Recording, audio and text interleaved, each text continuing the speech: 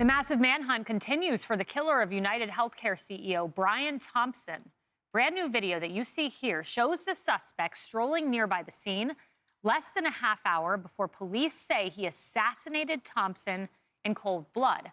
Authorities tell Fox News that he arrived in New York City on a Greyhound bus from Atlanta last month. Investigators say tips are pouring in and that they are confident that they will catch him. Alexis McAdams has the latest on the manhunt. Alexis, what are you hearing? Hey, Kaylee. So I just got off the phone with a few NYPD sources who tell me they're doing everything they can to track this suspect down, including putting a DNA profile together. How are they going to do that? They're going to use possible saliva that was left on a water bottle that he threw out at a local Starbucks just minutes before police say the suspect killed a UnitedHealthcare CEO. He also came in from Atlanta, Georgia, just the other week. Take a look on your screen. This is the Atlanta Greyhound bus terminal. OK, so now this comes into the investigation to lay things out in a timeline for people at home. So we're talking about him boarding that bus in Atlanta on November 24th. He takes like a 15-hour bus ride all the way to New York City. He'd been in the city for nearly 2 weeks, spotted at various locations, like at that hostel where he was caught on camera. I'm told he used a fake ID and he paid in cash, but hey, he forgot to hide his face. The morning of the shooting, he went to Starbucks. As I said, he bought that drink, threw it out in the trash. So now they're working on getting everything they can off that bottle. About 20 minutes before the shooting, the person of interest spotted again, this time walking toward the hotel. Then at 6:45 in the morning, people just waking up in Midtown Manhattan, including the victim, the gunman opens fire. He shoots and kills Brian Thompson. The first pop goes to his left leg, the other one straight to the chest, I'm told. The UnitedHealthcare CEO was just in town on business. He took off on an electric bike, the suspect, someone that fits that description, spotted here near Central Park right after the shooting. You can see it there on your screen, goes by pretty quickly on the e-bike. Investigators say he also brought a backpack that he had on after the shooting and dropped it somewhere in Central Park. A message was left on the shell casings. This is interesting. It read, "Deny, depose, defend." It could be connected to ongoing complaints that so many people have about the health insurance industry. Back out here live, one other thing that this suspect left behind, Kaylee, was a Go phone, or like a, burner phone, okay? So he drops that before he gets on his bike. They're working to get prints off that too. So what I'm told is they're working hard and they're working fast to catch this guy. Kaylee. Alexis, keep us updated.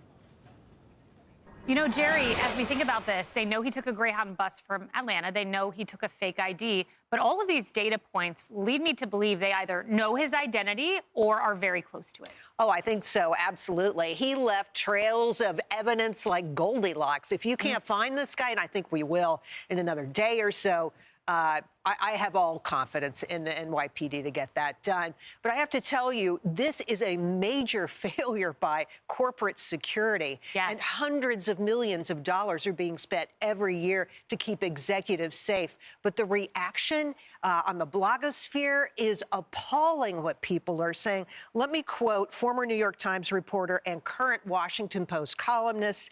Her name is Taylor Lorenz. She says, and people wonder why we want these executives dead. So the executive in question here, Brian Thompson, insurance executive in the healthcare industry.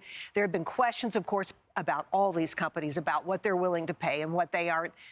But killing somebody on the streets of Manhattan is not a way to resolve this issue. Disgusting. Likewise disgusting, Tom, is the fact that this killer went to Starbucks and then minutes later killed someone. This killer, is talking to a hotel guard, pulls down his mask to flirt with the person, compromising his identity. That's crazy. Yeah, within minutes of this thing happening or it breaking online, a lot of people were saying this looks like a professional hit. And I kind of agreed with them. When you look at it, it's so shocking seeing this kind of thing happen in broad daylight. And the guy seemed very calm. And then he kind of walks away calmly, like Jason Bourne or something. And I thought, this is some kind of hit. But then as the evidence comes in, you realize this is not some professional thing. This guy was leaving evidence everywhere, and he was making all sorts of mistakes. He, the people talking about the weapon, his weapon jammed, things like that. So, yes, I think that, it's kind of gruesome looking at all this stuff online and then seeing people justifying it.